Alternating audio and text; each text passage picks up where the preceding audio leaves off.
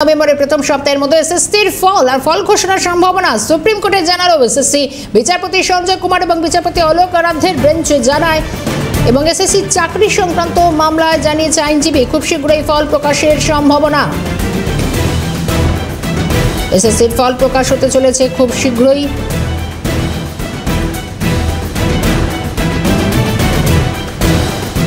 নভেম্বরের প্রথম সপ্তাহের মধ্যে এসএসসির ফল প্রকাশ।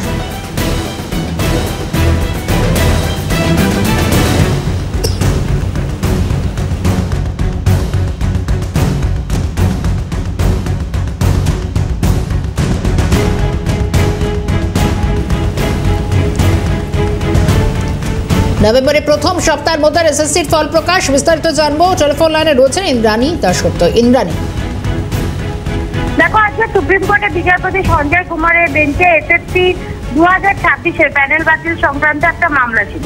সেখানে আজকে কমিশনের আইনজীবী পরিষ্কারভাবে জানান যে নভেম্বরের প্রথম সপ্তাহের মধ্যেই যে এসএসসি পরীক্ষা নেওয়া হয়েছে, অর্থাৎ 2016 যাদের চাকরি গিয়েছিল সেই আনটেন্টেড ক্যান্ডিডেটদের যে পরীক্ষা নেওয়া হয়েছে সেই পরীক্ষার কিন্তু ফলাফল ঘোষণা হওয়ার সম্ভাবনা। তিনি বলেন যে মনে করা হচ্ছে, অর্থাৎ এখনো ফাইনালাইজ না হলেও মনে করা হচ্ছে নভেম্বরের প্রথম সপ্তাহের মধ্যেই পরীক্ষার ফলাফল ঘোষণা করা যাবে। এবং বিচারপতি সঞ্জয় কুমার পরিষ্কার জানিয়ে দিয়েছেন যে একজনও টেন্টেড ক্যান্ডিডেট যেন কোনোভাবে ফাঁক ফোকর গলে এই পরীক্ষায় বসতে না পারে বা নিয়োগ না পায়, সেদিকে কিন্তু সজাগ দৃষ্টি রাখতে হবে কমিশনকে। যে দাগি ক্যান্ডিডেটরা রয়েছেন তাদের কিন্তু কোনোভাবেই মার্জনা করা হবে না।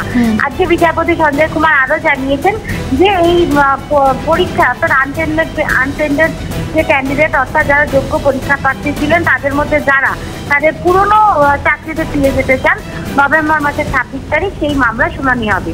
অর্থাৎ যারা এর আগে সুপ্রিম কোর্টের একটা রায় ছিল, সেখানে বলা হয়েছিল যারা নিজেদের পুরনো চাকরি ছেড়ে এই চাকরিতে যোগদান করেছেন এবং এই স্প্যামের ফলে তাদের চাকরি চলে গেল, তারা চাইলে পুরনো চাকরিতে যোগদান করতে পারেন।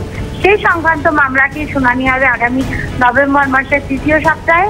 কিন্তু এই আজকে যেটা সবচেয়ে গুরুত্বপূর্ণ বিষয় যে আজকে কমিশন সুপ্রিম কোর্টে জানিয়েছে যে নভেম্বরের প্রথম সপ্তাহে কিন্তু এই পরীক্ষার ফলাফল ঘোষিত হতে পারে, সম্ভাবনা রয়েছে তার। ধন্যবাদ ইন্দ্রাণী।